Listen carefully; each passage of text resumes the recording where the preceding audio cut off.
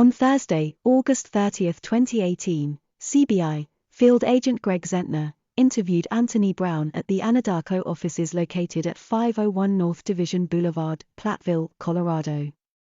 Brown worked with Chris Watts in the oil fields for Anadarko. This interview was recorded.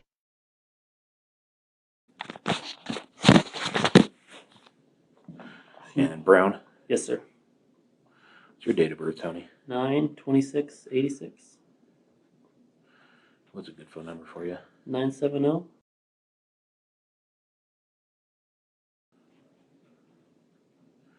Is that a business work? Personal. Business cell? Well, I kind of got them both on one, but Okay. I do have another work phone, but I don't use it. It hasn't been charged in a year. It's just easier for me to carry one phone than two. Problem. What's your home address? 19.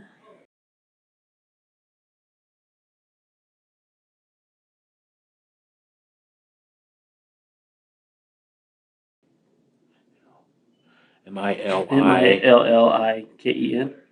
K-E-N. Colorado. What's your zip there? 80. All right. So, as you probably learned, Yeah. we've been talking to everybody who had known Chris and worked with Chris and whatnot. So, do you remember when you first met Chris? Yeah. I've been here. I started here 2 years ago. August 8th was my start date. Mm-hmm. And that was 16? Yeah. Okay. I didn't meet him. Oh, I met him. That was Shane. That was someone else. My first day, we had a conference upstairs. I didn't meet him that day, but the second day, he actually trained me for the day because I was replacing, I can't remember his name, someone Patterson. He was leaving to a new group, so Chris took me under his wing and trained me that day. So that'd be August 9th. That was the first time I met him. Okay. So he was working here already. Yeah, he'd been here before me. So was he your direct supervisor? No, the way they had it broken down was there's operators. So you had the foreman, the field coordinator, and operators, and he was just an operator at the time. Okay. And I was just replacing another operator, so we would have been on the same level. Gotcha. But he just had more seniority. Okay. So what was he training you to do? Operate facilities. I didn't know the route or my area, so he would take me around and show me this is your location, this is your location, this is your location, and then he would show me how to gauge tanks because we have a list. It's on OneNote of every route, and IOC puts down comments. Hey, go check this location for this reason or this reason. So we'd go through OneNote together, and he'd be like, all right, looks like we need to gauge this tank, color cut it, see how much water's in there. So we'd go over there, and he'd be like, looks like we need to equalize this well, so let's drive over there and equalize it. And he would just show me the routine day-to-day stuff on my route. Whatever Jeff or Nancy had posted in OneNote to look at. Okay. So he knew how to gauge tanks, and he was Yeah. training you how to do that. Yeah, he knew everything. And just so I'm clear, gauging tanks means? You just check the fluid height. Usually if it's at 5 to 10 foot, it's getting ready for a load. So you just go ahead and you get on top of the tank and you have your gauge reel. It shows you like measurements. Okay. And you put like a color cut and you send it down to the bottom of the tank and you determine how much water's on there.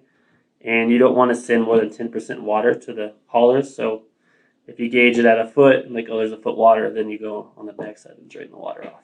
Okay. So we gauge tanks and color cut them, see how much water, and then drain them. Okay. All right. Do you remember about how long he trained you for? That one day. That was it? Yeah, I kind of got thrown in the mix pretty fast. Yeah, really. Had you had experience in the oil field before? I'd worked with Roustabout, but it's totally different ballpark from Roustabout to operating. So I was with, I can't remember that guy's name, something Patterson, that one day, but then he moved on the next day. Like, they moved him quick. So I was with Chris for one day, and then the next day I was with Tony Kern, and then I was on my own. So I was only with Chris for one day, and he went back to his own route. Okay. And where was your route?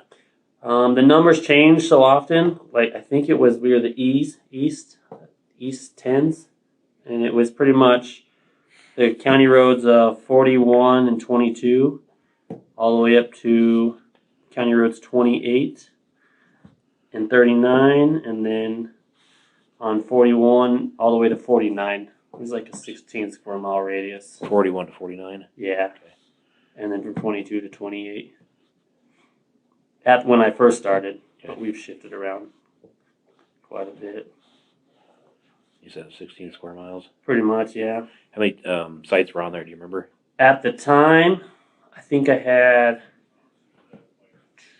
maybe 200, and then they kind of divvy it up. They're like, this guy has too much, this guy doesn't have enough, so then they'll rework the routes. And you were E10, you think? I'm pretty sure I was E14, because the group was E10, so it'd be 11, 12, 13, 14, 15, 16, and set, I think. Okay. They've changed so many times. Right, For now, we're the 40s. Before, we were the I heard 30s. that. And, yeah. Okay. So how much interaction did you have with Chris from when you guys first met till Recently? a few weeks ago? When I first started, just that second day, and he didn't really talk to me for the first probably like 6 months or so, because we would just come in, you look at your computer for an hour maybe, one thing. Sorry. Oh, you're Go fine. ahead. You guys mind if I hang and work here? Or? We're kind of in the middle of an interview. I'm with law enforcement, so. I'm so sorry, Shane Frost. Hi there, Greg Zentner with CBI. This If, is my crap. Can I just gather this up and do pick what you and need to pack do. out? We'll hang out. I'm so sorry. No problem. Kind of butted in on your territory here. So. Okay. I squatted on this. That's right. I got going, so.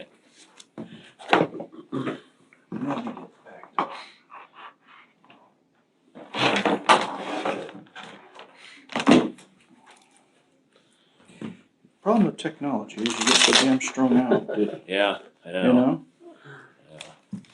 Yeah, one of us have to carry two phones. So If it's somebody so else important. pokes his head in a gentleman with white hair, just tell him I moved back down to Ken's office. Okay? Ken's office? Ken's Okay, office. yeah, we'll do that. And I will get out of your guys' hair. No problem. Sorry again. That's no problem. Thanks. See you, Shane. Have a good one, sir. You too. Pleasure to meet you. Nice to meet you too. Where were we? How long did I interact? How much did I interact with them? Yeah. So you said the first 6 So months. probably you like, didn't yeah, the really first talk 6 to him months, much. we didn't really talk a lot. I was a Okay. new guy, and because we'd come into the office, you check your computer work, you check your tanks and stuff, because your connection's better here. Like, check the fluid levels, and you check the wells, see what's running, try and plan out your day, and then you just head out to the field, and we're by ourselves until it's time to go home. Mhm. It's probably like the first 6 months, and then... So you didn't interact. Was that just a function of your job? Yeah, pretty much. Okay. Yeah. I mean, we kind of just, you come and talk with some people you know for a little bit, but then you're out on your own. Yeah. And then probably last summer is when we kind of started talking more often. Okay. Um, Was there a reason for that? well, we had the incident with the house, Anadarko did, Mhm. so we The shut house in all of our explosion. wells. Yeah. Yes, sir. So then they pretty much just put a stop work, and our team would have more meetings and more meetings because they were changing our day-to-day operations. Like, all right, we're going to check this now and check this procedure and this for safety. So we would see each other more, and we'd be in the office a little bit more as a team. And we would just talk a little bit more because there wasn't a whole lot for us to do except for wait for instructions and then go out and check stuff for the NTO process. Right. What was your guys' interactions like? We would just hang out. He was mostly a quiet guy, but when we did talk, it was mostly about family or sports. He was big into sports. We would talk about like DraftKings and did you see this on the Rockies game or did you see that player get hurt or mostly like that. But we did talk about family a little bit here and there. What did he tell you about his family? When we did talk about his family, it was mostly about his kids. Okay. He did, because I have one son, and we would compare, hey, does your kid do this, or does your kid act this way, or stuff like that. Okay. Did he tell you about his kids much? I want to say maybe just a handful of times when we did talk about family. Okay. One of the Do you remember kids. what the kids' names were? I know there was Celeste and Belle. I honestly don't remember which one was which. I don't remember who was the older one, who was the younger one. But he would always say one of them was a fireball. She always had a lot of energy, and that one was pretty calm. Because my son has a lot of energy too, and we kind of compare. What do you do when they're going wild, or how do you settle them down, or just like day-to-day stuff like that. But with nothing too like what's the word? Like really, really detailed about them, like stuff like that. Okay. Did you ever mention Shanann? The only time he did is when he was trying to pitch me on Thrive, because last August we were doing a weight loss competition at work. A bunch of us guys, Mhm. and hey, $20 for 3 months. Let's see who can lose the most percentage. And he's like, I'm not doing that. I can't lose any more weight than I already have. And I didn't know he was a heavier set guy early, and that's what Troy told me. But he's like, yeah. He's like, well, if you want energy, I'll sell you Thrive. And I was like, nah, that's a pyramid scheme. And he's like, it's not a pyramid scheme. I was like, well, how do you make money? He was like, well, I sell to you, and then you sell You to sell someone someone else. I'm else. like, okay, it sounds like a pyramid scheme. I'm Yeah, out. that's right. But he's like, yeah, my wife, she's pretty high up there, and she, like she got a free car and kind of like incentives for me to join with them. Mm-hmm. I was like, that's not for me. I don't go door to door, and I can't pitch people and stuff I don't even use. But that's the only time he really talked to me. We were Facebook friends, and almost every day I would see like 5 or 6 posts of Shanann, like Thrive. On his Facebook Yeah, or his on hers? Facebook. Well, I'm not friends with her, Okay. but on his feed, it would be her updates of her trying to sell Thrive and promote it. And like, I did the laundry today, got the kids back for school, lunch made, cleaned house, did like everything she'd been doing for the day. And just, I would get like 5 or 6 feeds a day through his. And I'm like, oh my goodness. Like, after like 5 months of this, I'm like, okay, dude, I'm gonna have to hide your posts because all my wall is just you and your wife and Thrive. And I was like, I have to hide it. But that's the only time. I never met her in person. I would just see her, and I'd watch her videos of her and the girls when she posts videos. But he didn't talk about her a whole lot outside of a couple times he mentioned Thrive. Okay. Let's see. Did you guys ever hang out after work? No. Go on the weekends? We camping, go to the ball game, anything like that? No. We tried. We would have a routine. Me and Troy McCoy and Cody. We would try and get poker nights every other weekend, and we'd always invite him. And I'm like, you invite Chris? Because we're always looking for like regulars. Because we want to get a regular game going, guide time. And we'd always invite Chris. And he said he was going to come a few times, but he never would. So then we just stopped asking him. Like, he's not going to come. So we'd stop asking him. But Troy would always say he was busy, he couldn't get out of the house. And even on time when his wife was away on trips, like, hey, invite Chris, maybe he'll come. He never would. Never would hang out. But was she away on trips frequently? I don't know. I know it seemed like almost every other month she was doing something for Thrive, whether it was conventions or something, going away, promoting, and it seemed like they were going on a lot of trips. Her and him, or just her? Usually? Just her, because he was a guy that didn't miss work, and if he did, it was because his daughters were sick, or it was something with watching the kids. Mm-hmm. But I only remember him being gone just recently on a trip because I went on vacation the exact same August 1st, August 8th, and he was gone the exact same time. Do you know where he went? I think North Carolina, because I made a joke because Chris was one of the smartest guys in the group, and everyone kind of leaned on him. And Troy makes that comment too, like I'm one of the hardest workers, and he's like, "When are you gonna be gone?" I'm like August 1st to the 8th, and I was like, looked at the calendar in Luke's office, and I was like, "You guys are gonna have a hard time because me and Chris are gone the exact same days." I'm like, "Good luck, guys." So that's the only time I remember him taking a trip. But other than that, I know he'd leave early because his daughters were sick, or they did have a lot of health problems. I remember that through the years. You ever saying what those health problems were? Luke, my foreman, had said in the past, but I couldn't remember. There was a time where they were really sick, and everyone in the group pitched in $20 to get the girls like pillows, or like chairs that turn into animals or something like that. Like, it was pretty bad at one point, but they were having health issues. I knew that. Okay.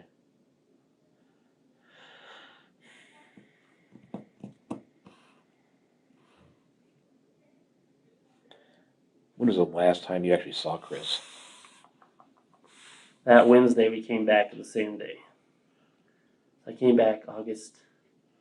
Can I look at the calendar?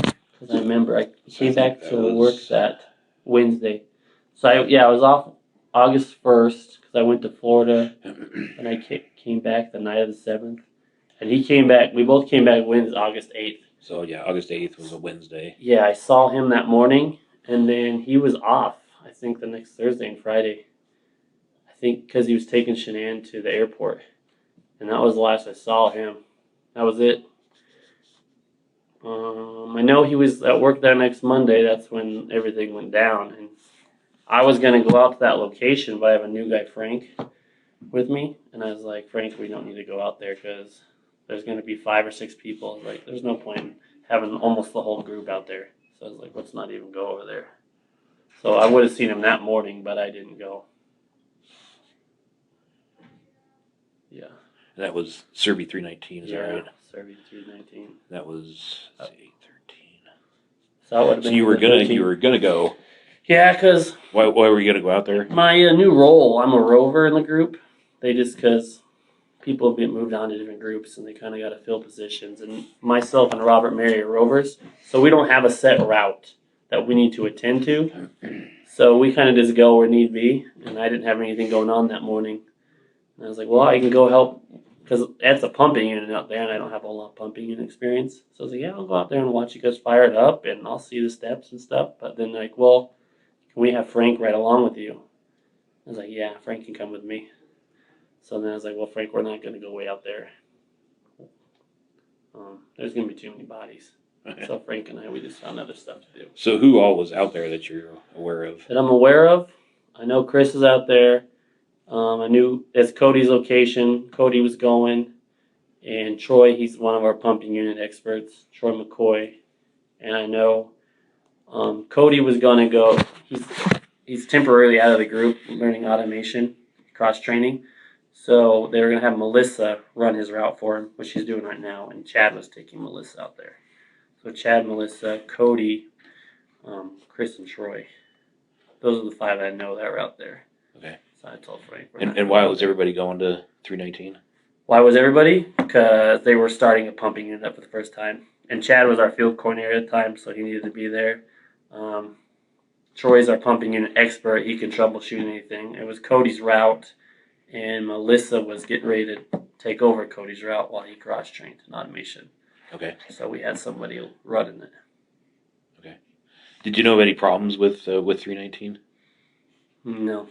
I just knew that they were going out there because there was a leak on one of the lines. I think it was a line at the tank, a dump line. One of the dump lines was leaking. So that's the only problem I knew. But I've only been out there one time, and I honestly couldn't tell you how to get out there. If I just went out there myself, I would get lost. Right. I know kind of like the Roggen exit, and then you go east, and then you go on a bridge. But once you go under that bridge, that's where I'm just driving and guessing how to get to those wells. Okay.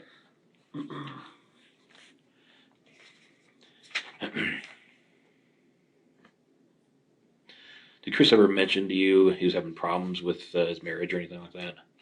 No, Chris never talked to me about his marriage a whole lot. I only really called Chris to ask questions about wells. That dude had a memory like an elephant. I mean, any problem, I'd call him like, hey, I'm going to go unload this well. And what do you think? And he'd be like, what are the pressures? And I'm like, it's like 900 over 900. He's like, nope, it's too low pressures. I need to be at this. Or I'd be like, hey, I'm going to go at this facility. What's wrong? Why isn't it running? He's like, hole in the coils happened 2.5 years ago. Like, he could remember every detail of every location. It was crazy. So he was the go-to guy if I didn't know what was going on. Or I'd be like, how do I get here? And he would have the exact directions just memorized. So he was pretty smart in that, but no, he didn't really talk about Shanann or their issues. He did make one comment to me when we were at the Arrowhead Farms. That's a location, getting it ready to run. And it was just me and him, and I kind of, after all this happened, you know, sometimes someone says something to you, and you don't think anything of it. It's kind of like a joke. And then something else happens, and you're like, wait a second. And you kind of backdate to that conversation. He did say something to me one time, and I kind of I was like, what the hell? We were getting ready to get this facility up and running. It was just me and him. And that morning at the office, Troy was like, congratulations, man, as Chris walked in. No one knew what they're talking about. And then Chris was just like waving his hand like 3. Like, yeah, 3. And we're like, what? And like he's like, we're having another baby. And we was like, oh, congratulations. And that was the same day we went out to the field together. And I was like, hey man, congrats again on your baby. And he was like, yeah, thanks. And he didn't really show any emotion. And he's like, you and your wife gonna have another kid. And I was honest. I was like, I don't know, man. I don't think we can. And I told him, like, we've had some troubles trying to get pregnant again. And I don't think it's in our cards. And he was like, well, do you want one? He just made like a straight up like that. Well, do you want one? Implying that I can have one of his. And I was like, well, yeah, I guess if it's a girl, because we have a boy, my wife wants a girl. And he's like, well, I'll let you know. And like, that was like, I thought he was joking, because I told him we've had 3 or 4 miscarriages in a row. We can't get pregnant anymore. And I was like, sure, like jokingly, but that was kind of a weird comment he made. Now that all this has happened, thinking back to it, gets me a little emotional. Yeah. Remember about when that was?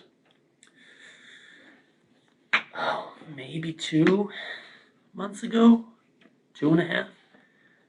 I mean, I could find out because we were following this Tim's crew around, getting it ready.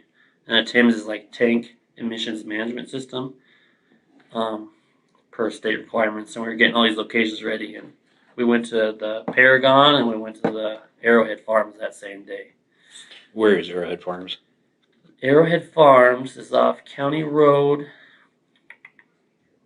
Hold on, let me think. If you go down County Road 22, you're going 22, which is east, and then you go down 31 and 20. So 31 and 20, you're going to go east maybe 1.5 miles, and it's south into. Okay. It's a single tank, single set location, 3 wells.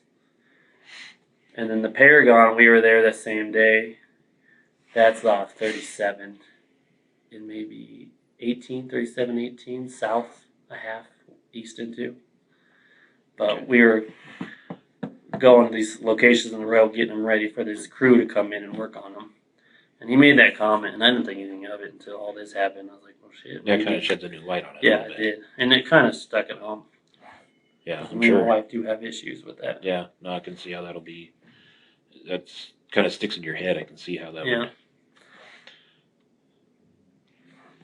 would. Was there any more conversation about his kid at that point? At that point, no. I don't really remember anything else after that.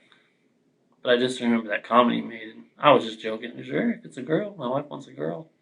But the rest of it, I think it was just back to work. But I didn't want to be rude and not say congratulations, Yeah, right. It's a big deal.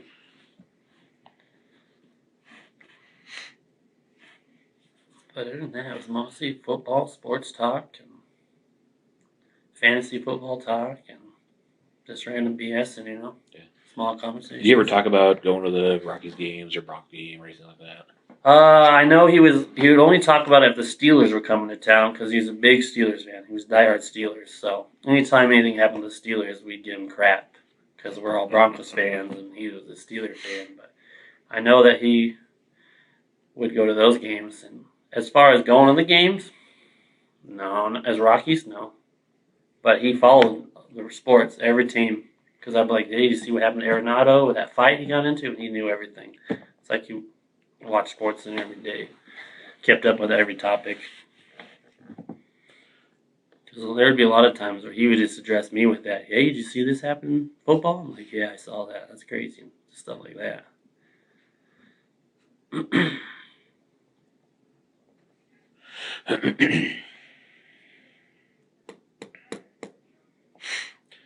So he recently lost a lot of weight. Yeah. Is our understanding. Did you ever talk about that? What was up with that? What he was doing? I didn't know him when he was a heavier set. Because he was pretty fit when I came over here. He was pretty slim.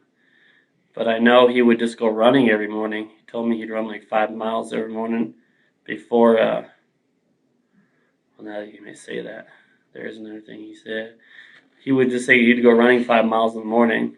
But he did make a comment one time that him and Shanann would get in fights, or she was getting ready to go on a trip, and he wanted to work out, and she was like, "This, I want you to spend time with me and not go running and working out."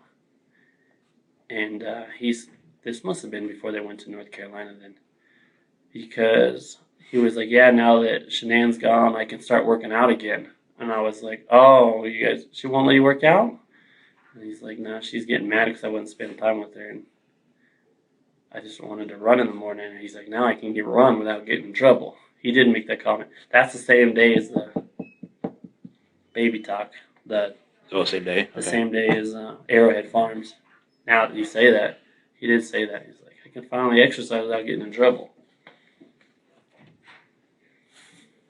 But yeah, I know he would go running in the mornings and before work. But he would always eat healthy. He's always a healthy eater. Because we have monthly tailgate meetings. We usually go to Ben's Pizza. It's over in Hudson. And Luke will buy everyone their own personal pizza. And that was the only time I'd ever seen him eat junk food. Other than that, he would always eat healthy. So, but I didn't know when he was a heavier set guy. And he would jug water like crazy. He would drink like 2 gallons, 3 gallons of water a day. Never seen someone drink that much water. Okay.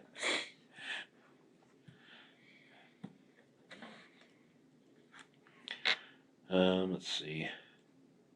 Do you know him to use any drugs or alcohol? Nope. You ever talk about drinking or anything like that? Nope. Never talk about drinking or drugs.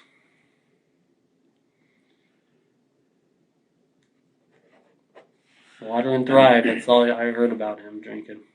Water and Thrive.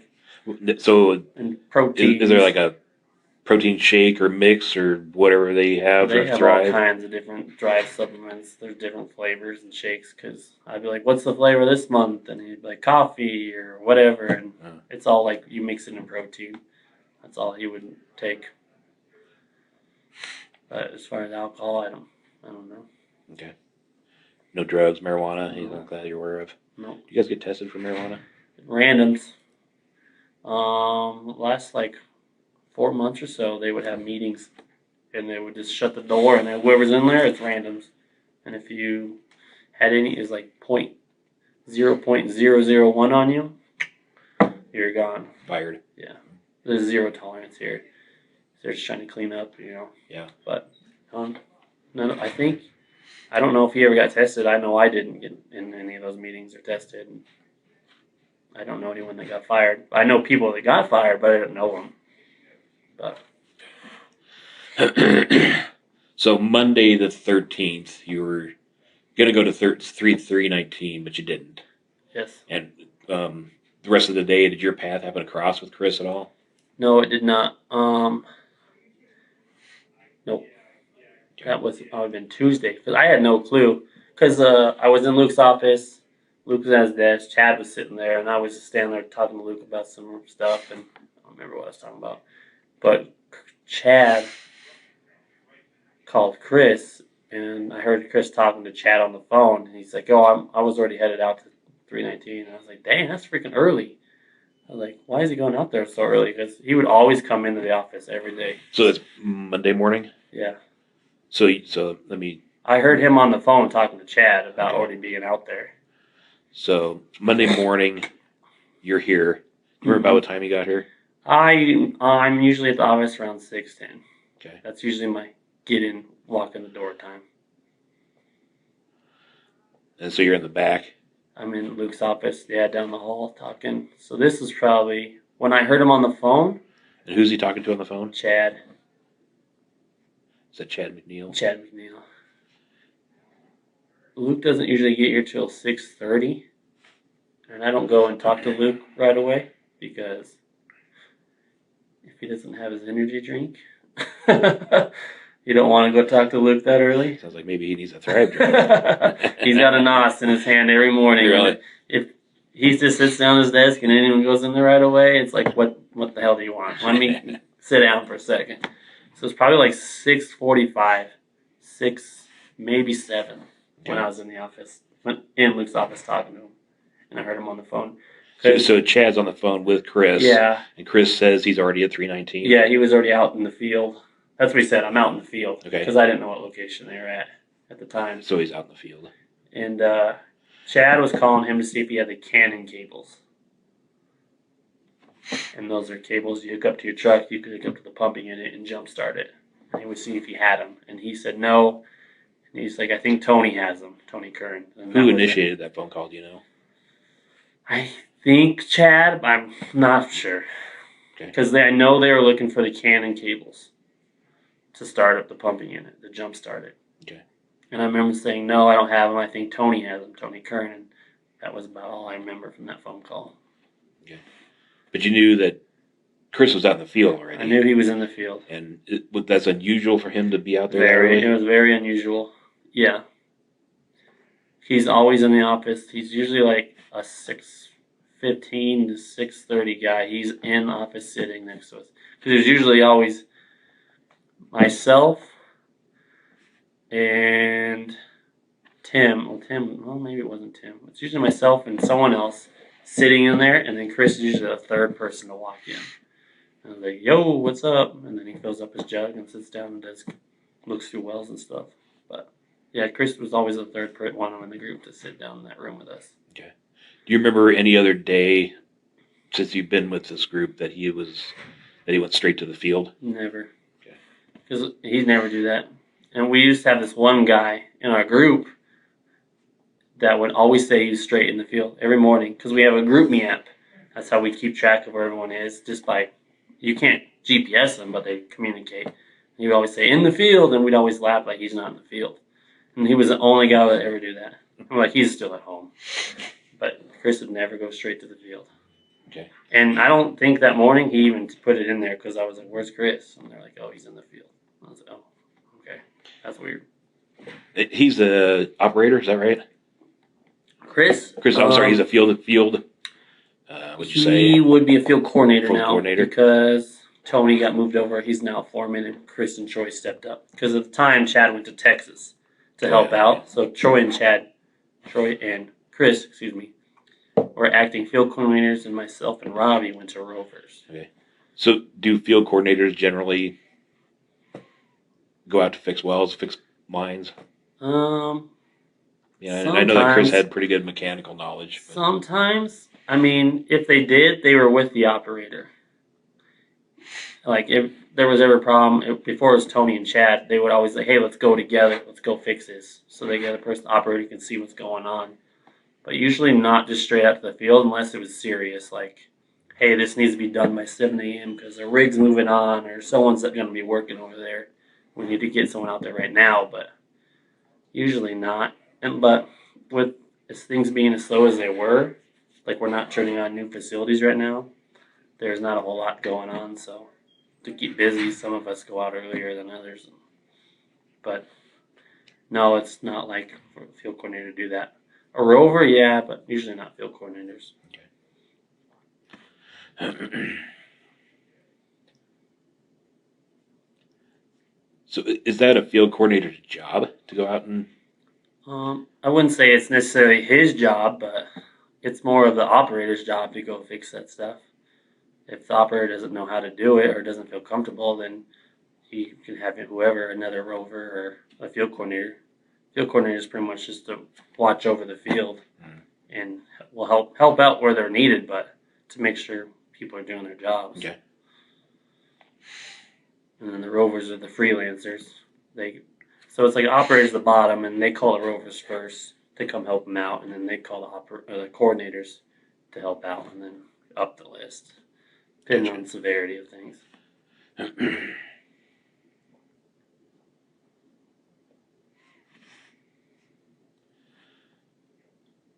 When is the first time you hear about something being wrong with Chris's family? As far as Shanann and the girls missing. So not that Monday because I didn't see Chris, and then Tuesday on the group meet, Luke sent out a message saying Chris will not be in today, and I didn't even question it because sometimes something comes up, you know. And I didn't know what was going on. And Troy and myself went to a location to turn it on, to do a PSSR, pre-safety startup review on it. And we were waiting on Chad to show up because Chad wanted to be there to go through the paperwork. And we were just sitting there on location, and I was walking over to Troy's truck, and he was in his truck on the phone, and I heard him talking to somebody, and I heard part of his conversation, and I was like, oh, I heard him say missing. And I was like, oh, I'm just going to walk away, you know, I don't want to be rude and stand there while someone's on the phone. And I walked back in my truck, and then he hung up and got out, and I walked back over there, and I didn't ask him what his phone call's about. Just stand there, and he's like, I just want to be honest with you. Excuse me. He's like, this is just between you and me, because Troy has been known to have a mouth and tell stuff he's not supposed to. Like Luke tells him something to Chad, he always tells me. He's like, don't tell. Because I'm like, I can't tell you anything. He's like, just between you and me, Chris's family's missing. I was like, what? And like, my heart sank. I was like, what? He's like, yeah, he can't find him. So that's when I found out. It was like maybe 8 o'clock on that Tuesday. And where were you guys at? We were at the Roland, ROLAND /Arndt location, Roland /Arndt, 28-4. And then I was like, dude, I was starting to freak out and panic. I was like, I don't even want to work today now. And he's like, it's going to hit the news. He's like, Chris said they're going to interview him for the news here pretty soon. And he's, well, who's on the, I go, well, who's on the phone then? And he goes, that was Tim. Tim saw it on Facebook. Like a post came up, and I had been on Facebook for like 6 or 7 months. I just got off of it. I was just aimlessly scrolling, wasting my time, and me and my wife got off of it. I was like, no shit. So then I was like, I got back onto Facebook and started reposting it. I'm like, hey, please help find my friend's family, you know, which I feel like an idiot for. And then I ended up deleting Facebook again once I found out the news because I didn't want to have any backlash. Because I was saying, yeah, he's a really good guy. I work with him. Please help pass this on, you know.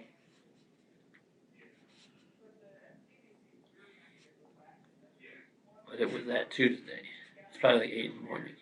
8:30.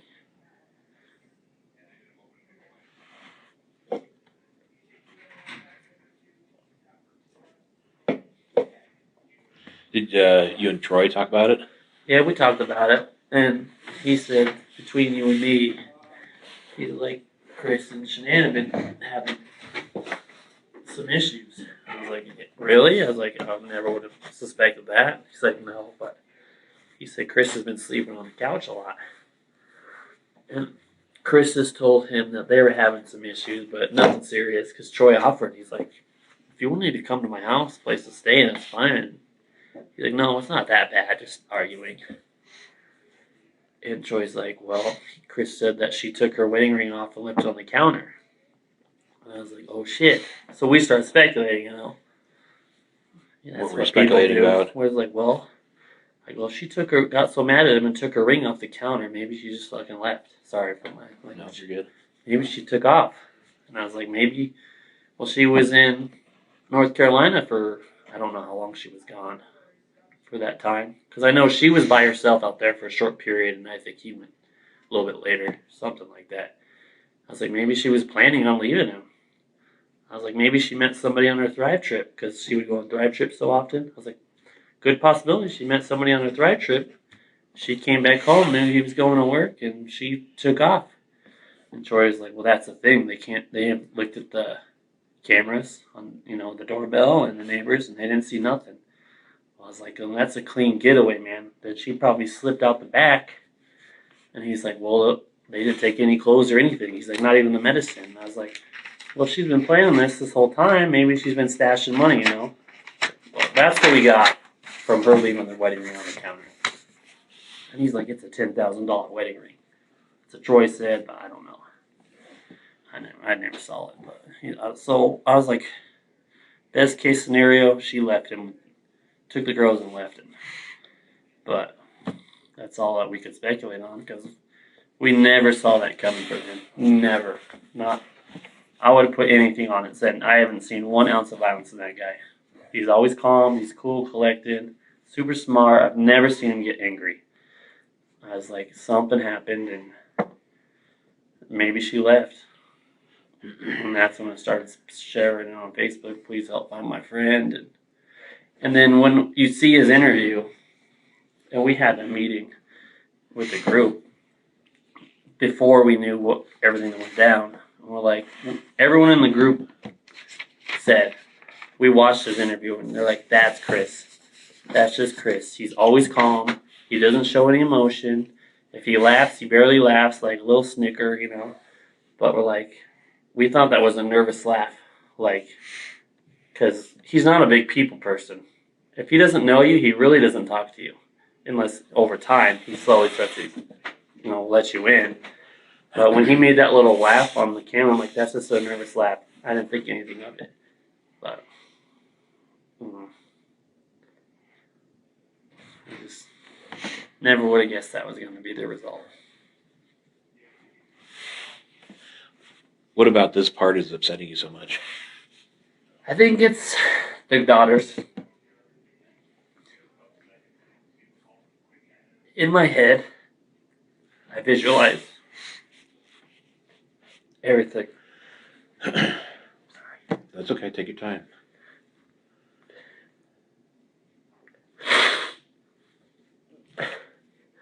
I have a son, and he's 5. I mean, he's a little guy.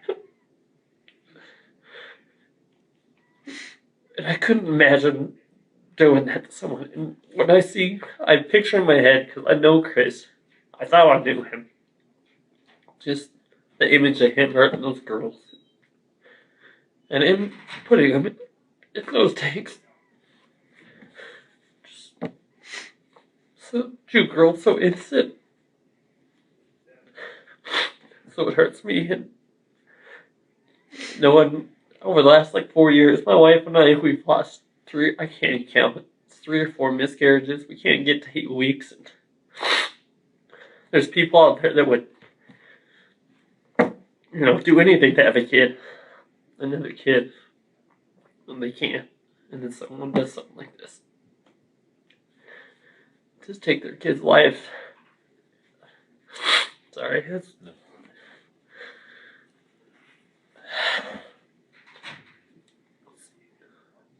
Yeah, I thought I was over this. That's all right. When it happened, the news broke, I was at home with my wife, just playing video games, and my mother-in-law texted me. She goes, he admitted to it. And I freaked out. I was trying to find every news channel, and I was in wreck. I was crying because I couldn't believe it. And then the next day, all I did was cry, and they sent the whole group home Thursday and Friday. They said, "You're paid, go home." And over the week, the first 2 days were the hardest, and over the week, I stopped. I thought I purged all this crying out of me. I've been following the articles and learning new details because it's so close to home. Just because I knew him, I talked to him almost every day after he knew me, and we worked together. And just the fact, think of him shoving his daughters in that thief hatch that it's that big. I don't even know the diameter of it, but that hurts me. You know, and people, the first day, were attacking him on Facebook, and I was getting so angry. I'm like, he didn't do it. He didn't do it. You guys don't know him. And then when it came out, I was like, my emotions is split. I don't know how to handle it. And thought I'd gotten over it.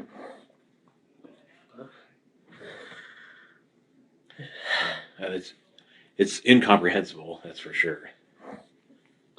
Last night I saw the video again of Shanann telling the girls they're pregnant, and the daughters were hugging her belly. And almost started crying again. It's just the daughters. That's what hurts the most, I think. I didn't know Shanann. I never met her. I just saw the video. She seemed like a nice person, but I feel bad for her and the family. Just the whole daughters and everything. It really gets me. 5-year-old and whatever their ages were. It's not fair. Okay, think I'm back. Okay.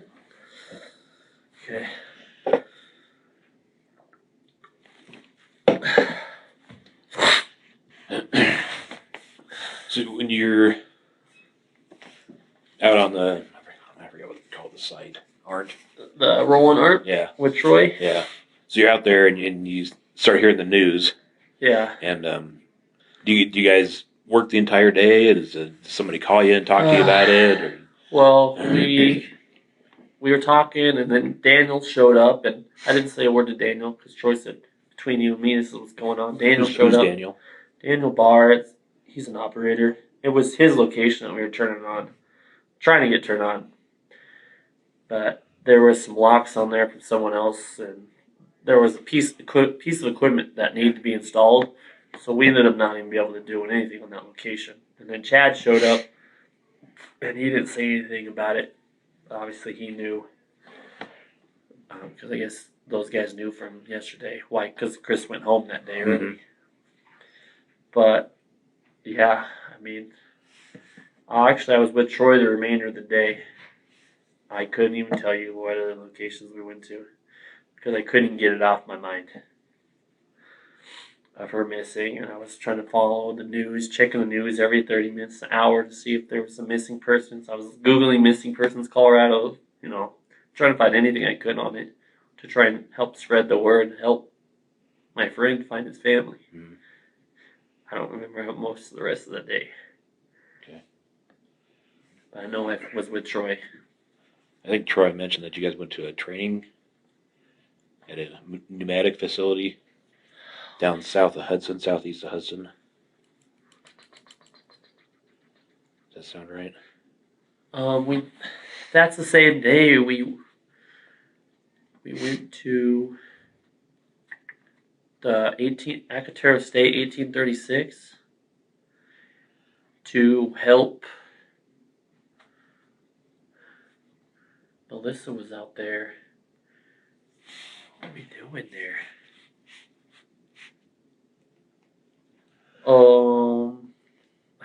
I honestly don't remember, but I know we did have a training in that time frame. I think it was a Tim's type deal. Honestly, I can't remember. Yeah. I can't remember most of that rest of that day. It was like, I remember keep checking my phone. I remember trying to post it, find anything, spread it. And so let's see, that would have been Tuesday. So Tuesday after work, what do you do? Tuesday, just go home. Okay. I usually just go. I don't do a whole lot. Were you on Facebook some more? I was scrolling internet some Facebook. Yeah, I was looking. I think by the time I got home, it was already on Facebook. A couple of Shenan's friends posted pictures of her and said, "Hey, please help find my friend." And I was sharing that post, and then my friends and family were sharing it because I said, "Help my friend." And watching the news, and then that same night, I think the news came out of his interview, saying, "Look, help! I want him to come back and home." And I was just trying to follow it. Did you talk to your wife at all about it? Yeah, What because did she say? my wife didn't know Chris at all. She knew of him because I talked to her, about all the guys I work with, and I was just like, "Hey, just try and watch out for the news. Keep me updated if you see anything." And I was telling her same thing I did with Troy. I was like, maybe this happened or this happened." I was like, "I don't know what's going on." I was like, "Chris did not do it." And she watched that interview, and she didn't believe what she was saying. She's like, "I saw him laugh and smile," and she's like, "That seems fishy." And I was like, "No, that's just him. He's just an awkward person. He doesn't like talking to new people, let alone the country, the news, the state." I was like, but I can't remember. Was it Wednesday night that they broke the news? He confessed. I think it was Wednesday night. Yeah, It was like 10 o'clock Wednesday night, and that's when I didn't even go to bed till like 5 in the morning because I was crying and couldn't sleep. And we came in Thursday for a meeting with Ken and the whole group, and they brought a counselor in to help talk about it. Then they sent us home. Well, Ken actually escorted us. He got us to ride home because he's like, "I don't want you guys driving." That was pretty tough. But my wife and I, we would just keep. She sent a new article. She sent it to me. She's like, "Did you see this? And did you see that?" But she never knew him. She never met him. She only knew of him because of Thrive. I was like, he's trying to get me on Thrive, pyramid scheme, and that's all. But And you didn't have any contact with Chris on Tuesday at all? no, Did I you didn't. text him or call him or anything like No. that? You know what? I was gonna call him because there was something wrong with the location, and I was like, I don't know, but I know who knows the answer. And I was talking to Luke with him, like, I know Chris knows the answer, and Luke's like, you know what? Why don't you give him a call? Maybe he would like to, talk about something else, get his mind off things. And I was like, I don't feel comfortable calling him. Yeah, that well's not running. Big deal. My family's missing. I'm like, in my head, that's what I thought he was going through. I'm like, I don't want to bug him at all. He's got way more important shit going on than what's at work. So I didn't call him, or I didn't even text him. Okay. I wanted to, but I didn't. I don't know how to handle that stuff, I could have said I'm sorry, but I didn't want to bother him. Mm. Okay.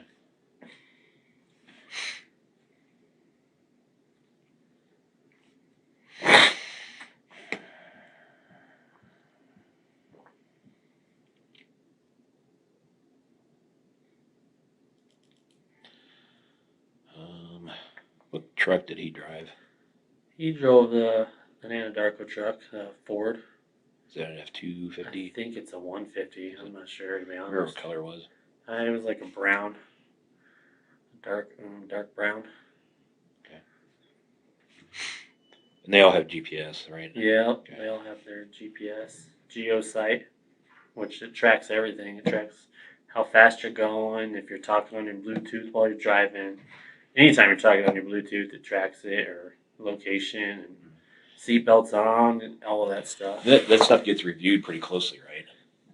As far as I know, yeah. I'm not an APC employee, so I don't know how the ins and outs of that system. My company uses a different one, Cardisite, so it's not as in depth as the GeoSite. But they get graded on it monthly, because I know Luke will get records. They get graded like, oh, you got an A+, you didn't have any hard breaks or speeding or stuff like that. But if I took my truck and I went somewhere at, I don't know, 11:30 at night, Yeah. that's going to show up and they're probably going to get talked to about it. Yeah, it'll send whoever's monitoring it. I don't know, but someone's always keeping tabs on that stuff, where you're going. Yeah. Okay. So something unusual like that is probably going to prompt an inquiry. Mm-hmm. Yeah. You can't take your work trucks anywhere, really, if you're not working, because someone's monitoring it. Okay.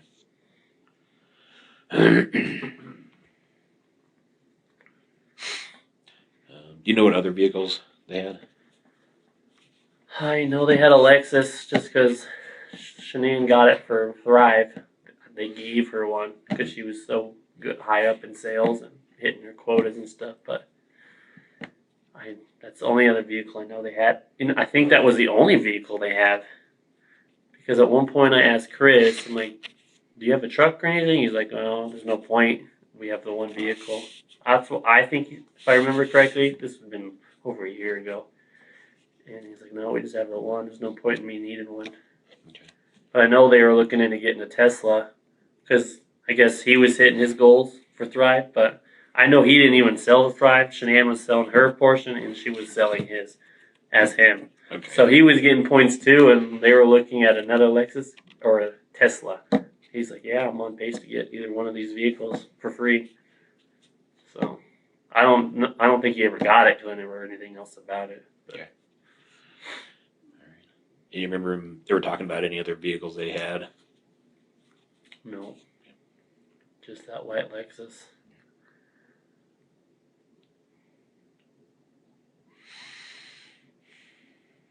No. All right. Anything we haven't talked about that you think we should? I don't think so. I mean, I saw that new report of him might have an affair with another man. None of that ever. That surprised me. I was like, when you think the story's getting wind down, something new pops up.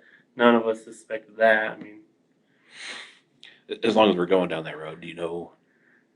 So he allegedly had a girlfriend who worked here. I think I'd seen them. You think you'd seen them? Do you know when that was? This there would be this girl, and Do you know her name? I think it was Nikki. I think her name was Nikki. A brunette. She had a pretty good body. So the guys, when we sit in this common area, I don't know if you've been through this building or not. No. If you go down the hall, there's a little common area. It's like 3 little white squared tables. That's where our group sits. Usually all the groups sit together throughout the building. And she would always walk by, and I would see him, like, he would always be on his laptop, and when she would walk by, he'd like look up a little bit and stare at him the whole time. And I didn't think anything of it because she was a fit girl. I'm like, okay, well, she is attractive. But I did see them talking differently down the hall because there's a northwest entrance to the building.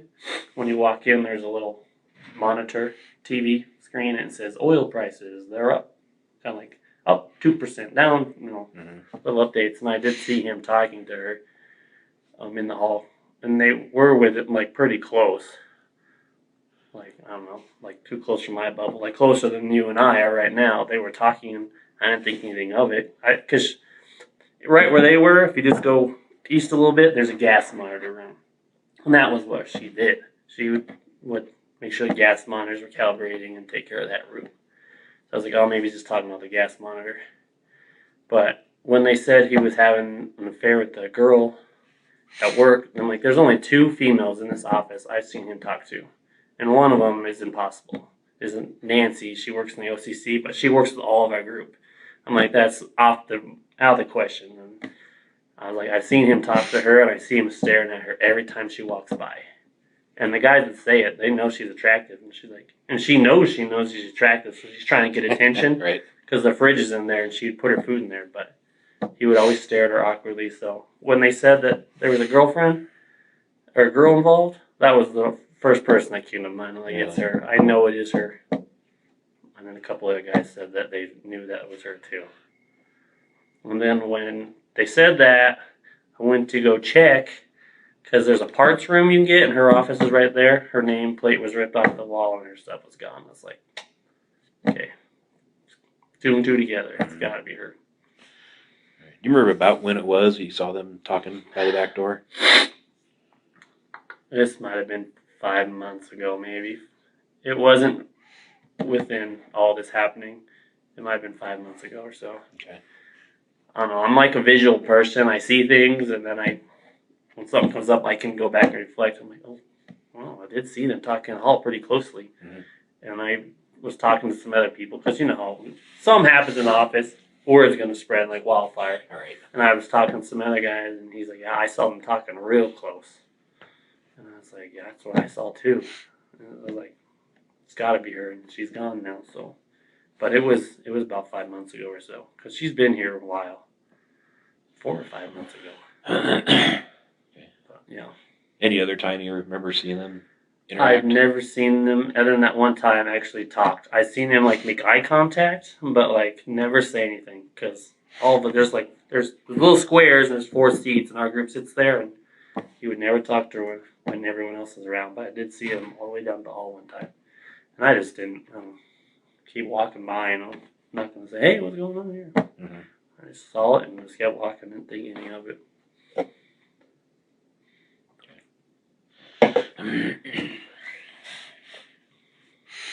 But I would never suspect that they were dating or anything. I honestly thought him and his wife and the family like the perfect family.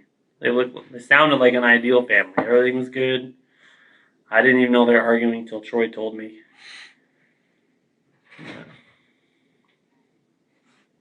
But once 2:30 hits, usually all of us check out, and that's it. Like, he would make us phone calls because as a coordinator, you can't leave until all your guys are out of the field. And he would call, hey, you almost done? Because sometimes I'd be a little late and I wouldn't check out. Or they'll say, hey, how's everybody doing if you don't respond?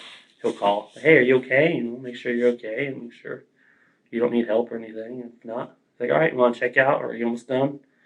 Like, yeah, I'm heading out. And then we all right, heading out. So he can check out. But once checkout time, we didn't really talk. We may text once or twice later in the night, but it was like fantasy football stuff. He was going to be in our league this year because last year I didn't know he wanted to be in it. So it's the only time we talked kind of late. He never mentioned that Nikki was cute, or he liked her, or talked to her, or had any contact He with never her. verbally mentioned it because there would be times where we'd talk about, hey, you see that girl? She's looking pretty good. She's cute. And he would smirk. He'd like, like, you know, he never verbally like, yeah, I like her. She's hot. He never did that. So when we found out it was her, like, oh my goodness, this whole time, he's probably been hooking up with her, and we've just been making comments saying she's attractive and stuff like that, but he never confirmed anything, or he kept quiet. Yeah.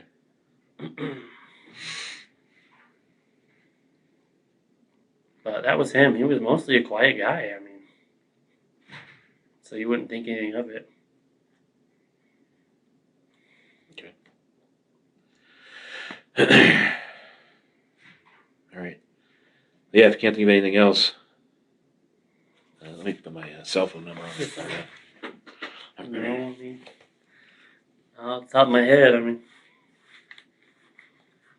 the only thing that really did backflash me was that whole "Do you want one?" comment. Like, do you want one? Yeah. That kind of.